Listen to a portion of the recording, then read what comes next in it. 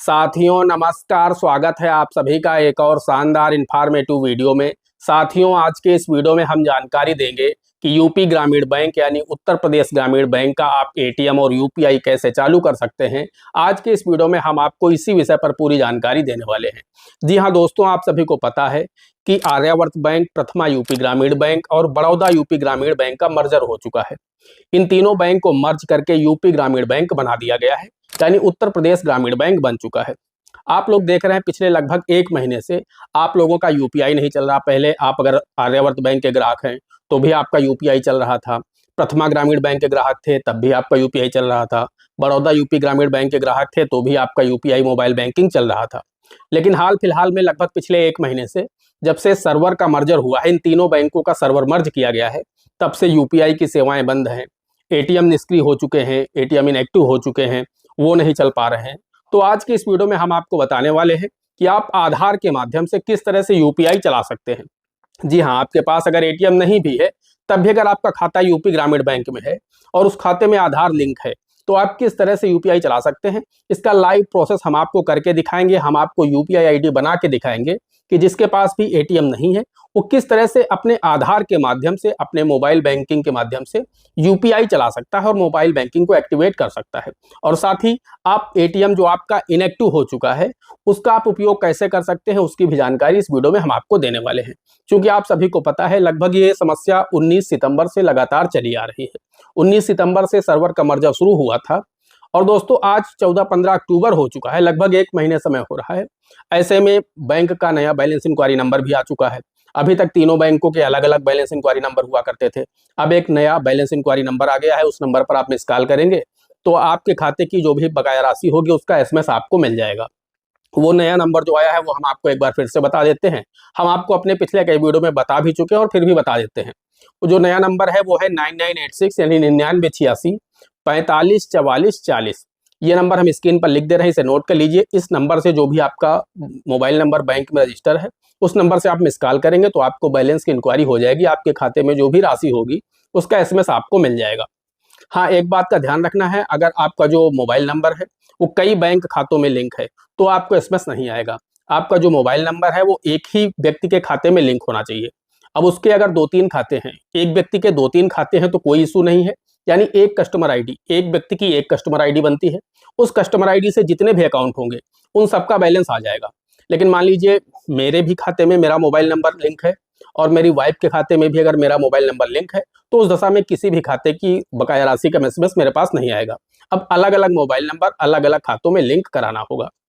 तो दोस्तों, और इसके साथ ही साथ जो आईएफएससी कोड है वो भी तीनों बैंकों का अलग अलग था, वो भी चेंज हो चुका है। वो भी हम आपको एक बार बता देते हैं, स्क्रीन पर लिख देते हैं, इसे नोट करके रख लीजिए। क्योंकि अगर आपके घर परिवार के कोई भी सदस्य पैसा लगाते हैं बाहर से अपने घर के लिए तो वहाँ पर नया आईएफएससी कोड देना होगा उन्हें। नया आईएफएससी कोड है BARB0BUPGBX।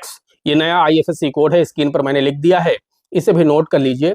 क्योंकि अगर आप कहीं प्राइवेट नौकरी करते हैं, कहीं से आपकी सैलरी आती है, कोई पैसा आपको लगा रहा है नेफ्ट आरटीजीएस के माध्यम से, तो वहाँ पर भी नए आईएफएससी कोड की आवश्यकता पड़ेगी। अकाउंट नंबर आपका पुराना ही है, उसमें बदलाव नहीं किया गया है। लेकिन अब तीनों बैंकों का, यानी जो उत्तर प्रदेश ग्रामीण बैंक है, संपूर्ण यूपी ग्रामीण बैंक का एक ही आईएफएससी कोड है। ये आप डालेंगे, पैसा आपके खाते में आ जाएगा।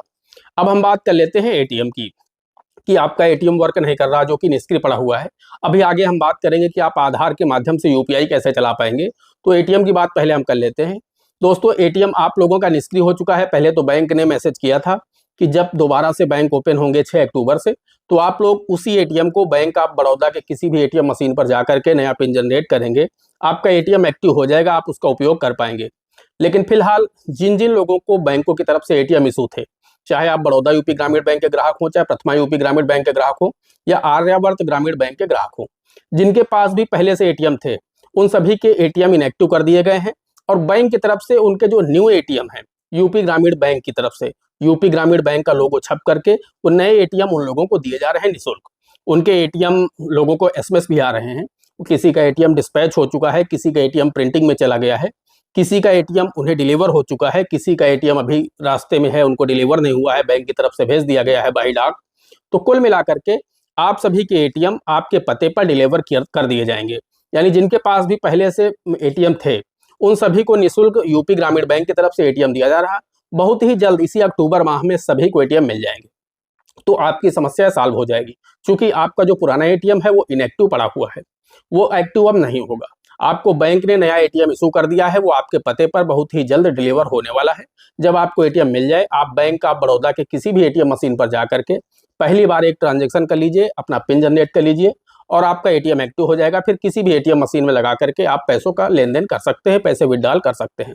अब दोस्तों हम बात कर लेते हैं यूपीआई की, कि बहुत सारे लोगों की यूपीआई अभी तक चल रही थी, अब उनकी यूपीआई डिसेबल हो चुकी है, उनकी यूपीआई नहीं चल रही। फोन पे, गूगल पे, पेटीएम, इनके माध्यम से लोग पैसों का लेन देन नहीं कर पा रहे हैं, जो कि यूपी ग्रामीण बैंक के खाता धारक हैं।